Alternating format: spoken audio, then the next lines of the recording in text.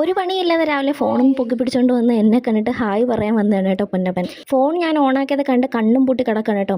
രാവിലെ 6 മണിക്ക് എണീറ്റ് ഫോണിൽ കളിച്ചുകൊണ്ടിരുന്ന ഫോണിൽ ചാർജ് തീർന്നപ്പോൾ ഉള്ള കിടത്തി കേട്ടോ. വെറുതെ കിടക്കുന്നേട്ടെ ഇതുപോലെ ചൊറിഞ്ഞ് അടി വാങ്ങിക്കുന്നത് എൻ്റെ സ്ഥിരം പരിപാടിയായിട്ട്. അപ്പോൾ രാവിലത്തെ കാര്യത്തിലോട്ട് കിടക്കാം. രാവിലെ നമുക്ക് ദോശയാണ് കേട്ടോ.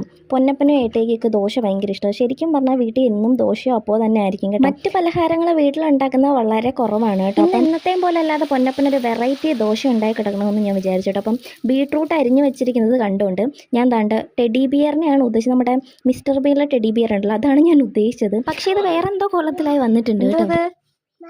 ആവയാ നന്നാ തിന്നോ, വാ ഇറങ്ങി വാ. എന്നിലെ കലാകാരം ഉണർന്നപ്പോൾ ഉണ്ടാക്കിയതാണ് ഗൈസ്. ഇതിന് ഇവൻ കൊല്ലാക്കൊല ചെയ്ത് കളഞ്ഞു കേട്ടോ.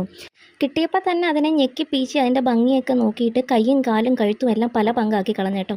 അതിൽ നിന്നൊരു തരി പോലും അവൻ വായി വെച്ച് കഴിച്ചിട്ടേ ഉണ്ടായിരുന്നില്ല. കുറച്ച് കഴിഞ്ഞപ്പോൾ ഇതെല്ലാം കൂടെ തറയിൽ കിടക്കുന്നതുകൊണ്ട് മൊത്തത്തിൽ ഞാൻ വാരിക്കൊണ്ട് കളയാണ് ചെയ്തത്. എൻ്റെ ആർട്ട് വർക്കാണ് നീ തകർത്ത് കളഞ്ഞു. അവിടെ ആപ്പിൾ, ബോൾ എവിടെ, പൂച്ച എവിടെ, പട്ടി എവിടെ, ബൗ ബൗ. അത് കഴിഞ്ഞ് രാവിലെ കുളിയൊക്കെ കഴിഞ്ഞിട്ട് ഞാനും പൊന്നപ്പനും കൂടെ പഠിക്കായിരുന്നു കേട്ടോ. പൊന്നപ്പന് പഠിക്കാൻ ഭയങ്കര ഇഷ്ടമാണ്. ഇപ്പോൾ ഇത് പഠിക്കാനിരുന്ന് കഴിഞ്ഞാൽ പിന്നെ മണിക്കൂറുകളോളം നമ്മൾ ഇതും കൊണ്ട് തന്നെ ഇരിക്കേണ്ടി വരും കേട്ടോ. അത്യാവശ്യ സംഭവങ്ങളൊക്കെ ഇവൻ പഠിച്ച് പറയുകയൊക്കെ ചെയ്യും കേട്ടോ. അപ്പം ഞങ്ങളിരുന്ന് പഠിക്കട്ടെ. അപ്പം എന്നൊക്കെ ഇത്രയേ ഉള്ളൂ. ടാറ്റാ.